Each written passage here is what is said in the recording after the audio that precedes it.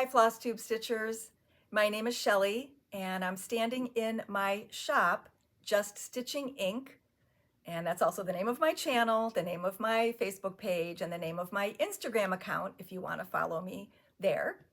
And we are located in Strongsville, Ohio, which is a suburb of Cleveland up near Lake Erie. And I've been open 35 years and I don't have a website.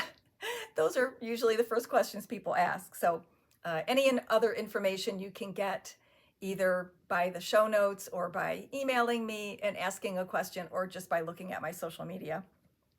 All right, I'm going to start with some vintage stitching, which happens to be all table linens. And I found a tote bag that I probably packed when we moved to this location about 9 to 10 years ago, I think. And I hadn't unpacked it. It was just in the corner of my craft room. And I'm moving things around, trying to figure out where I'm going to store things in a repurposed piece of furniture that we just put in there. And so I'm going through everything, trying to take up less space and get things off the floor. And I found these table linens. So too bad Salem cloth was discontinued and nothing else ever came out that rivaled it. But this is actually a napkin, and I'm sure it was from a Leisure Arts book. I'm not sure I stitched it. It could have been stitched as a shop model years ago, but the deal was if somebody stitched a model for us, they got the chart and they got, like in this case, they would get an extra napkin or bread cover and they could stitch their own design, and we let them keep the floss or whatever. So anyway, this does belong to me whether I stitched it or not, but she's so cute. And I'm thinking whenever I find my Leisure Arts charts for bread covers, I'm going to do the other corners. Maybe I'll do them for different holidays, or maybe I'll just add Halloween to each side. That way, if you have it in a basket, you know, you can see the holiday represented all the way around. The other idea I had was if I put different holidays on each corner, you could actually use it in a dough bowl or other types of decorating on a shelf or something where you could scrunch it up and only show the corner that you wanted to show for that holiday. So we'll see. I have to find the charts first. And this is a full bread cover size. And then I had forgotten that I believe this was a Royal Classic, because I think they were the ones that came in different colors, and the other ones were Salem. This has a little bit different feel to it, but I think that's really pretty. I'm glad I found it because I think I'll use it this week. Okay, that was my vintage. Then I finished sampling Thanksgiving from Lizzy Kate. I do have some charts left, and when those run out, you can still get them at 123 Stitch, and I checked recently and they had them in stock. I showed this on social media for Whip Wednesday this week, with the exception of that little motif right there. The acorn charm was supposed to go there. And I know these other motifs are kind of floating around the alphabet too, but for some reason I just didn't care for the acorn there, so I left it out.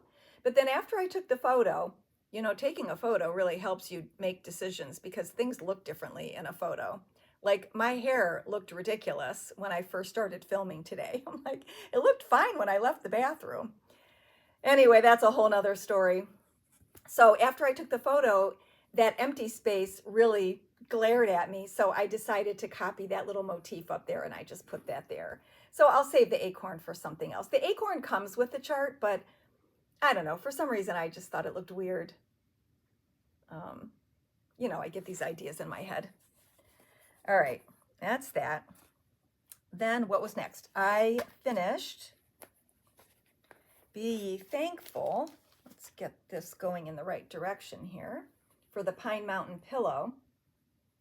And do you see how the pillow is made from 3 different fabrics? So it's kind of busy anyway. And they had included 2 buttons.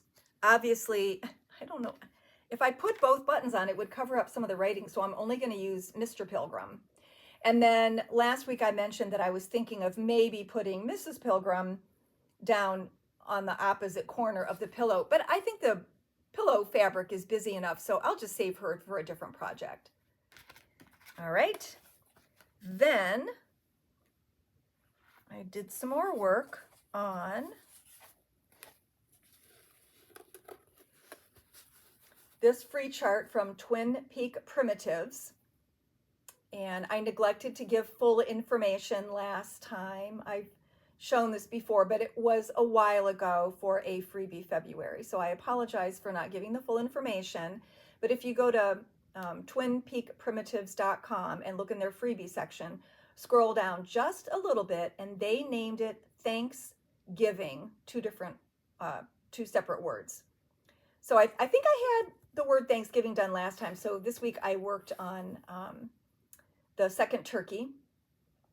Isn't it funny how different they look just by the way the dye lot changed? So it's kind of interesting. I tried to finish this, but I just could not stay up any longer the night I was working on it. And this is that really fun, speckled, heavily modeled R&R fabric from back in the day. And since they switched to Zweigart, they don't use this stiff linen anymore, and so their fabrics don't quite come out the same. So I was really excited to find this in my stash when I started this project. And it's such a nice warm color. I love the way the dark chocolate looks on it. And earlier today, I happened to be watching Olivia at Pumpkin Hollow Quilts. Did I get that name right? And she was showing a dough bowl of Thanksgiving and fall finishes. And she had done just this part with the pumpkin in the middle. And I think she might have changed the colors. They looked a little more prim than mine. But since this is free, I can show it. So she just did that part. I actually can't remember if those were there or not, but she just did that part. I'm going to do the whole thing because I like the grapes and the flowers and the quilty look that it has. I did some more work on the Lord's Blessing. This is a chart from 2005. I don't know if I kitted it right when it came out or if it just caught my eye a number of times and I finally decided to do it. But it was kitted for a while with the fabric and a couple skeins of floss. So I don't remember what year that was, but I'm just so happy to be working on that finally. And I'm doing it on 32 count Floba oatmeal. I mentioned last time that this yard was stamped on one side and plain on the other. And I had said I couldn't remember if the other Flobas, because it came in 3 or 4 different counts originally, I didn't remember if they were stamped. No. Because I cut the 40 count, which is called extra fine Floba. I cut that for a customer today and it was not stamped on the other side. So I don't know what happened with this one. The stitches are, a little thick looking since I've been working with one strand recently, but I think it's okay. I think it's going to be fine. And once it's stretched, I think it'll be really pretty. But I had the idea, I don't want that floating in my face because that's probably the picture that YouTube would choose. But for the interior of that basket design, the second color I'm going to do with just one strand and see how that works. I think it'll give it some dimension and then it won't be so full because that's a big area to fully fill in. So we'll see how that goes. But I love the colors. And that was designed by Diane Arthurs for Imaginating, and I have to say she's probably, they have a lot of really talented designers, but she's my favorite. Okay, and then in my craft room, I found this. It's one of the 4 designs in Lizzy Kate's Autumn Smalls, and I thought, I wonder why this isn't with the other stack of things that are finished being stitched, but I don't know how I'm going to fully finish them yet. I wonder why this isn't there.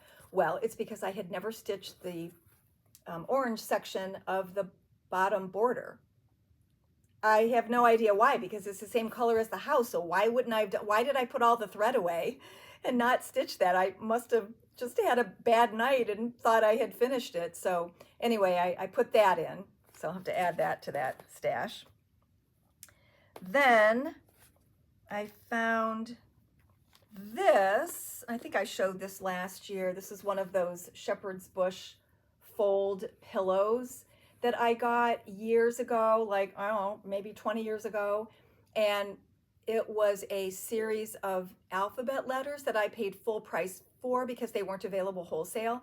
And I hardly stitched any of them. So I think they were, I can't remember if they were 20 or 25, including postage. But anyway, that's a lot of money I have socked into these kits, and I had never done them. So anyway, I just had the fiddly tails to pull through because there were so many color changes here. So I pulled those through, and then I thought, well, gosh, I could finish this for today's video. That would be awesome, and then put it out for Thanksgiving. Can you see that the pumpkin button has no holes? No holes. Did I know that last time? I didn't go back and look at the video, and so I'm going to glue it on. So I think what I'm going to do is finish the stitching in the pillow and put the 4 orange buttons in the corners to hold it in place, and then I'm going to glue the pumpkin on so that it's all in the right spot. Anyway, maybe I knew that, maybe I didn't, and maybe I forgot. I don't know, but I was all set to do that, and then I'm like, how do I sew this on? Okay, then while I was looking for things, actually these might have been, yeah, I think the 2 things I'm going to show you now, a couple things, came from my bee box. So I had these banker's boxes on the floor of my closet in the craft room, and I had somebody come out and make it into a craft closet with shelves that are adjustable and with the bins that you can pull out and that sort of thing. And so I positioned the bottom shelf perfectly to fit over these banker's boxes. Well, you know, fast forward how many years, and so many things ended up on the floor and tote bags and other boxes, and I hardly ever opened that side of the closet.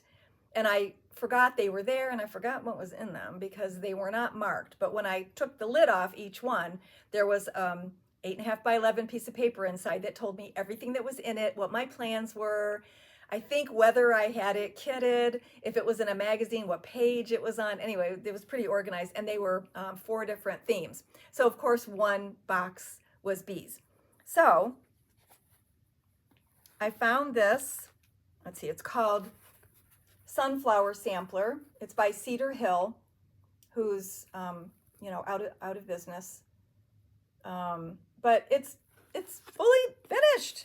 Look, no tails on the back, no buttons to sew on. Like, it's all, why did I never do anything with it? I think that the original designer of Cedar Hill, because she did, it was sold after she passed, but the original designer had rustic looking frames that you could get. And I think I have something else at home in one. Maybe I didn't want to use the same, you know, idea of a frame more than once, or I don't know why it was in the box of projects rather than, you know, put aside to figure out what I was going to do with it. So anyway, okay, then I found this.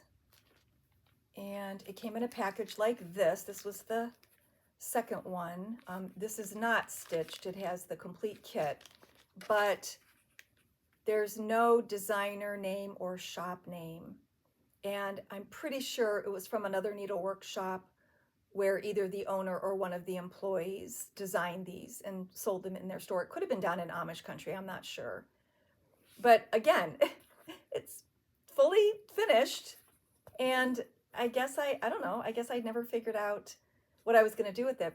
It almost could go in a circle if that weren't sticking out too far. And I know I made a note that I changed where the 5 cents was because it was, there was something about the spacing that I didn't like. I like it to end at the same spot like on either side of the stitching, but now it looks like there's too big of a gap there. So I might take it out and restitch it, but then maybe I'll just find a frame, or maybe I'll make it into a pillow or something and it won't be that obvious, because why would I want to stitch it again? I don't know. Anyway, so one of these days when I finish with that, I'm probably going to gather some of these older things I have and do it as a giveaway on my channel. I'll just have to be more organized about it. So that was that. And then I'll come back to that bee theme in a minute.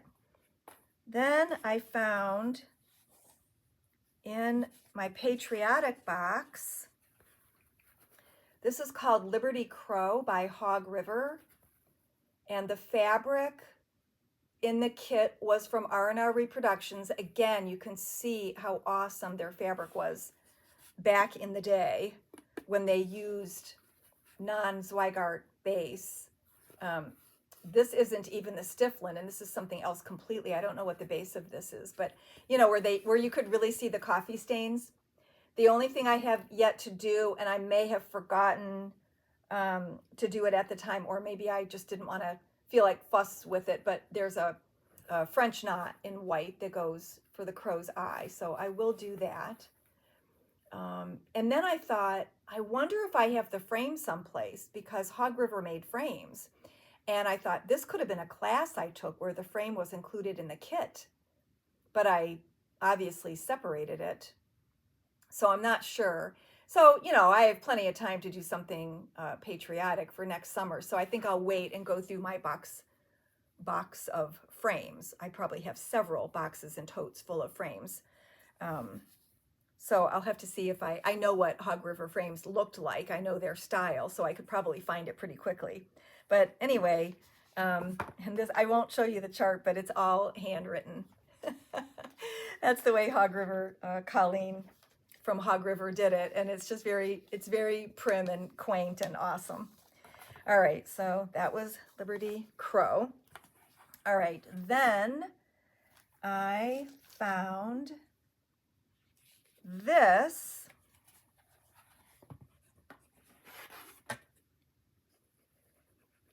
And it was one of those framework kits. It was completely stitched. I didn't even realize it until I opened up the kit. It was completely stitched. So today I just stuck it in the padded hole area. I do have to, this came off. So I think once I re-glue it, that will stay in place. So I just need to, you know, trim this and get some carpet thread, you know, the heavier thread, or quilting thread, just something that's heavier than floss to do the back, because this 22 count Aida is really stiff and it eats at your thread. And so to get it gathered correctly, you need a heavier thread. So anyway, why? Does anyone else remember Frameworks? I did so many of their things as gifts, and I actually thought I had more at home, so maybe I'll find another box of things. But anyway, that was that. Then,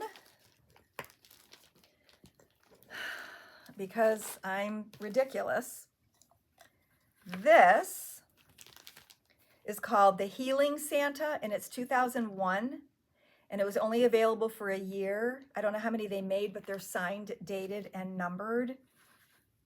And it might have been a reaction to 9/11. Maybe people were doing things. I think a lot of designers had like free charts and things after that. So anyway, I thought it was the whole kit. Oh no, I had stitched it. No, I had stitched it. I just had never put it together. So there we go. And I do have a lot of Patriotic Santas. So crazy, crazy. Then I thought, you know, I feel like I remember pilgrims. And I didn't find the kits, but let's see if these will stand up right. I found the frames, just the frames, and they were priced as just the frames. So I didn't even remember that they did that. But of course, why wouldn't you be able to just get the frames separate? Because maybe you'd want to do multiples. I'm thinking I did the pilgrims for a stitchy friend years ago when I was in a lot of stitch groups. And we had Secret Santa and we exchanged birthday and Christmas gifts and all kinds of stuff. So I'm thinking I might have done these as a gift and then bought the extras for myself. So I tried looking it up online, and of course, this is, you know, it's so old. So anyway, I might come up with just some words or little tiny designs that would fit in there on the 22 count Hardanger fabric. And speaking of Diane Arthur's, I found these charts in another box that was separated by designer. So these are more from Imaginating. This is called Holiday Charmers. And I don't specifically remember stitching any of these, but I didn't remember any of this other stuff either. There was no notes inside. There was no fabric cut. So I don't remember stitching them. But on the back of these charts, they gave different ideas for finishing, which I thought was a great idea. Then they had garden charmers. Yes, yes. Do you see the bee skep? When I opened up the chart, I found the stitched bee skep on a beautiful blue. I think this is also R&R fabric, because at that time there weren't a whole lot of companies doing hand-dyed fabric, and they used to do more colors then. But all it needs are the gold bee charms, which I didn't have with the chart, and I don't have any here in stock right now, but you know, that's an easy fix. So that's that. I really love that too. And that actually could go on the corner of a bread cover, couldn't it? Because it's already kind of at an angle. But anyway, those are really cute. All right, and then what will become clear to you was my favorite of the charts. This is called Charming Celebrations. And I love all of them. And they show some cards, and they've got the 3 Halloween ones together, some little tuck pillows. So I had stitched the Patriotic one. There's nothing that's supposed to be there. There's just supposed to be a silver star, I think, in the blue field of the flag. I thought about finishing it with the white thread, but you know how white sometimes picks up the red floss, so I thought, no, don't chance it, just leave it the way it is.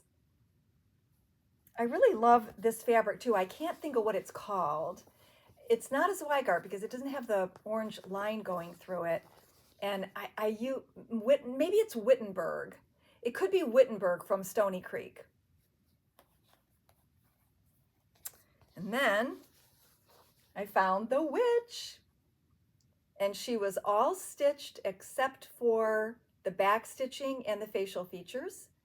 And I did have one of the pumpkins that was called for as a charm. It's a little big, but it's still cute. And then on the same piece of blue as the Patriotic one, I found a partially stitched Halloween one. So all I did was add the black, the facial features, and I still have to find, I'm out of it, and I bought another skein of it, and I think it was in the wrong bin at Hobby Lobby because I came home with the color I already had and not the one that was supposed to be right next to it in number.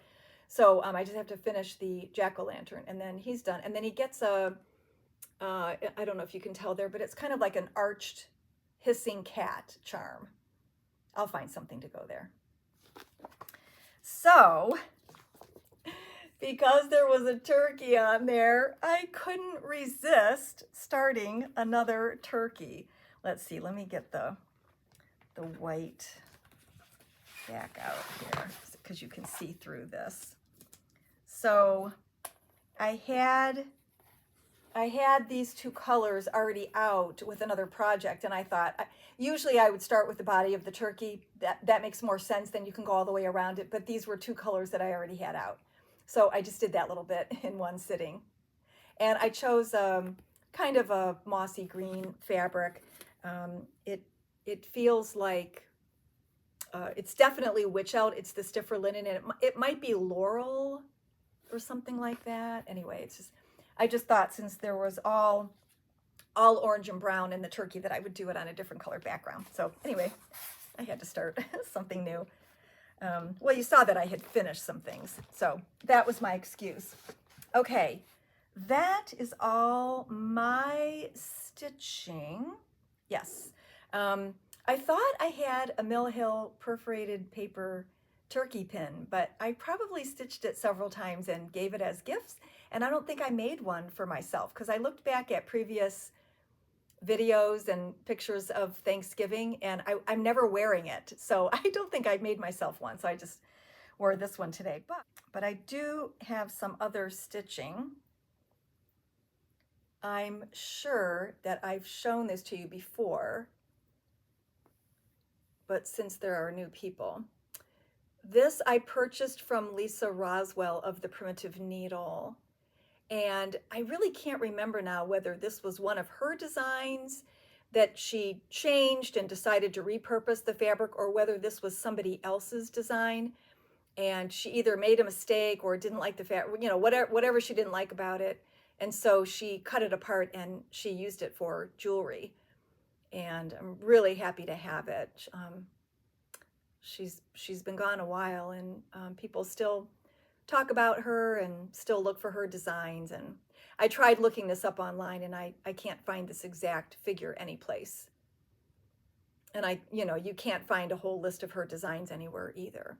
But anyway, you wouldn't have been able to see it if I were wearing it, so I thought I would just keep that separate. All right, so that's that. And then there might not be a video on Sunday because it's Thanksgiving weekend, but there might be. You never know. I'm not going to do a giveaway today just in case there's not. And the following weekend, I may have something to do on Sunday. I'm not sure yet. So it'll either be the Thanksgiving video or it might be a bloopers reel. So I just decided, since I wasn't sure, I wasn't going to leave you hanging on a giveaway. But from last week, I was giving away Turkey Tavern, and the random number generator picked Millie MG126, and she said, "I'm a new stitcher and still slow, so I skipped to Christmas." This was in response to my question last week. "I plan on working on Thanksgiving in August, so I have plenty of time to get them completed." Well, it's a good thing Thanksgiving comes around every year. So like you see, I've been hosting for years, and I still add new Thanksgiving things to the mix every year. So it's all good. You can finish them whenever you want to. But just email me and let me know your physical address, and I'll get this chart out to you. Okay, I think that is it. I'll save the rest for next time. And have a great Thanksgiving if you celebrate that.